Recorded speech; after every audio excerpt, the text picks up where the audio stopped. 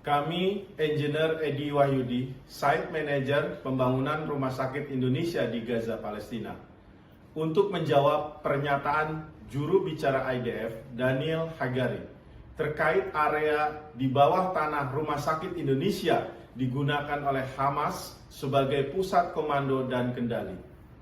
Today we will also release evidence that the Indonesian hospital is being used by Hamas to hide the underground command and control center. This is an Indonesian hospital. This picture was taken in 2023. You can see the hospital structures in south of the roundabout of both sides of the road. The hospital is located in northern Gaza between Jabalia and Bet Hanun. Berdasarkan peta yang ditunjukkan oleh juru bicara IDF, Daniel Hagari, yang menyatakan bahwa Rumah Sakit Indonesia berada di 3 lokasi. Yang benar adalah Rumah Sakit Indonesia hanya berada di 1 lokasi saja, yaitu di sini. Dan dipertegas lagi dengan gambar di sini. Jadi ini adalah bukan lokasi Rumah Sakit Indonesia di jalur Gaza, Palestina. The construction of the hospital was funded by several NGOs from Indonesia. I will show you the reason why they built the hospital there. Pembangunan Rumah Sakit Indonesia ini bukan didanai oleh banyak NGO, akan tetapi didanai oleh seluruh rakyat Indonesia dari Sabang sampai Merauke yang dihimpun oleh Medical Emergency Rescue Committee atau MERSI sebagai NGO pelaksana pembangunan Rumah Sakit Indonesia. Donatur Rumah Sakit Indonesia di Gaza. Ini adalah bagaimana dilaksanakannya penggalangan dana Rumah Sakit Indonesia di jalur Gaza, Palestina yang diinisiasi oleh Medical Emergency Rescue Committee atau MERSI. This picture here was taken in 2010 when the hospital was under construction. Take a look here at the area in red. Kemudian pernyataan juru bicara IDF yang menyatakan bahwa tahun 2010 Rumah Sakit Indonesia telah dalam masa pembangunan. Hal ini tidaklah benar karena tender proses pembuatan struktur saja baru dimulai pada tanggal 2 Februari 2011. Dan ini ditunjukkan dengan adanya surat tender, ya. Dan ini adalah iklan tender di koran lokal Palestina. Pemasangan iklan pemenang tender pembangunan tahap 1 untuk Rumah Sakit Indonesia di lokal koran Palestina pada tanggal 2 Februari 2011. Dan pembangunan tahap struktur Rumah Sakit Indonesia sendiri baru dimulai pada bulan Mei 2011. Dari peta yang ditunjukkan oleh juru bicara IDF bahwa lahan yang digunakan oleh Rumah Sakit Indonesia ada di 3 bagian ini, ya, ini dan ini, ya.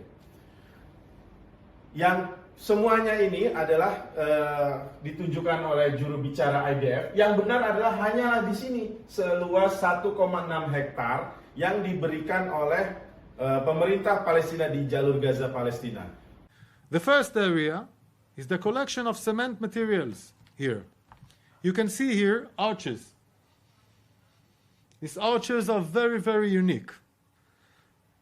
It's a unique structure. It's only used for underground terror facilities for Hamas. These cement arches are not needed when building hospitals. They are used to build underground city of terror. Jadi, sekali lagi kami tegaskan bahwa lahan di bagian ini dan ini adalah bukan Rumah Sakit Indonesia. Kemudian yang ditunjukkan oleh juru bicara IDF adalah bukan bagian dari pembangunan Rumah Sakit Indonesia di jalur Gaza, Palestina. We have watched Hamas use these arches to build tunnels for many years. Instead of building homes for Gazans, he built this metro over hundreds of kilometers underneath Gaza and underneath places like hospitals and mosques. Kemudian ketika kami membangun Rumah Sakit Indonesia dan merencanakan sistem pembuangan limbah atau sewage, pihak pemerintah Palestina dalam hal ini Kementerian Kesehatan menyarankan kami untuk menggunakan sistem pembuangan limbah kota Gaza yang sudah tersedia di jalur-jalur jalan raya utama. Melihat Sebagai informasi, sistem pembuangan limbah kota Gaza ini memang sudah sangat baik seperti layaknya kota-kota di Eropa. Sistem pembangunan limbah di kota Gaza yang memang cukup besar yang berada di depan dan di samping jalan raya utama jalur Gaza. Melihat peta ini, bagian Rumah Sakit Indonesia hanya di satu bagian, yaitu seluas 1,6 hektar. Maka yang disebutkan oleh juru bicara IDF sebagai infrastruktur Hamas ini, ya, lengkungan-lengkungan ini, dan sekali lagi kami tegaskan, tidak ada bagian di area pembangunan rumah sakit ini. Ketika kami memulai proses pembangunan struktur rumah sakit Indonesia di jalur Gaza, Palestina, dan menggali sedalam 8 meter untuk pembuatan basement dan fondasi rumah sakit, kami tidak menemukan hal-hal yang tidak wajar. Jadi kami tidak melihat adanya infrastruktur terowongan di bawah bangunan rumah sakit Indonesia. Kembali lagi ke peta yang ditunjukkan oleh juru bicara IDF. Sekali lagi kami tegaskan bahwa lahan di bagian ini bukanlah lahan-lahan di bagian ini adalah bukan lokasi rumah sakit Indonesia, dan berarti lengkungan yang ditunjukkan oleh IDF, ya, seperti ini adalah bukan dari pembangunan rumah sakit Indonesia. I want to repeat it. They launch rockets on Israel 75 meters from an hospital. Why? They know precisely that if Israel will airstrike a launch pad like that, the hospital would be damaged.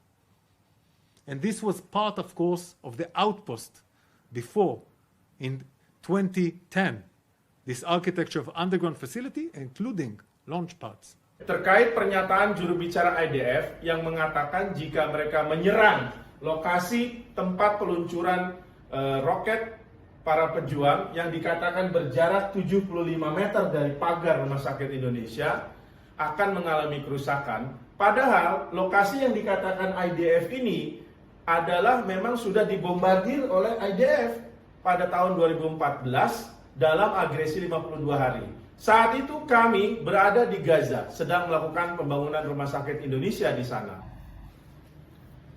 Mengenai rekaman suara yang disebarkan oleh IDF untuk menunjukkan pencurian bahan bakar, kami tidak mempercayai bukti rekaman tersebut yang disebarkan IDF tersebut. Sebaiknya diteliti kembali kebenaran rekaman tersebut oleh pakar digital forensik yang independen.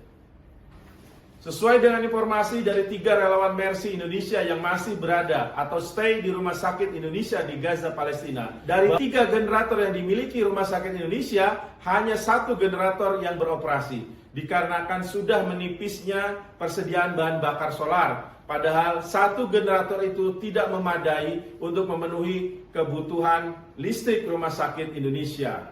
بسم الله الرحمن الرحيم. اليوم التاريخ الخميس الموافق 9/11/2023. لم يتبقى من السولار إلا 1100 لتر، وهذا يكفي لمدة يوم واحد فقط. المستشفى سوف تتوقف بالكامل عن العمل غدا إن لم يتم إمدادها بالسولار اللازم للمولدات الكهربائية. Ya, ini adalah pernyataan dari Direktur Rumah Sakit Indonesia di jalur Gaza, Palestina. Saat ini Rumah Sakit Indonesia menjadi tumpuan dan harapan dari masyarakat Gaza, Palestina. Karena apa? Nampak di layar yang kami peragakan di sini tampakkan adalah korban perang yang di Rumah Sakit Indonesia. Update korban yang dilarikan ke Rumah Sakit Indonesia pertanggal Selasa 7 November jam 12 malam. 1.784 jiwa meninggal yang terdiri dari 397 wanita dan 637 anak-anak. Dan 4.666 korban yang luka-luka yang dirawat di Rumah Sakit Indonesia di jalur Gaza, Palestina, terdiri dari 651 wanita dan 1.005 anak-anak.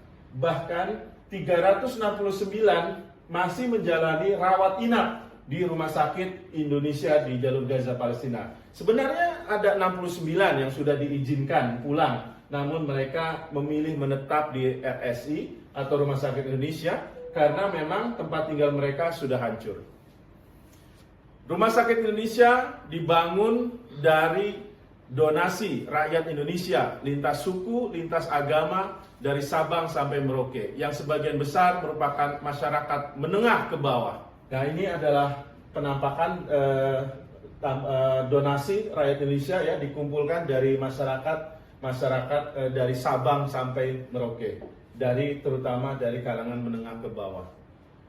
Jadi kami tegaskan sekali lagi bahwa tuduhan juru bicara IDF terhadap Rumah Sakit Indonesia adalah tidak benar, karena kami mengetahui setiap inci demi inci dari Rumah Sakit Indonesia, karena kami sendiri yang membangun Rumah Sakit Indonesia dari awal dan hingga saat ini.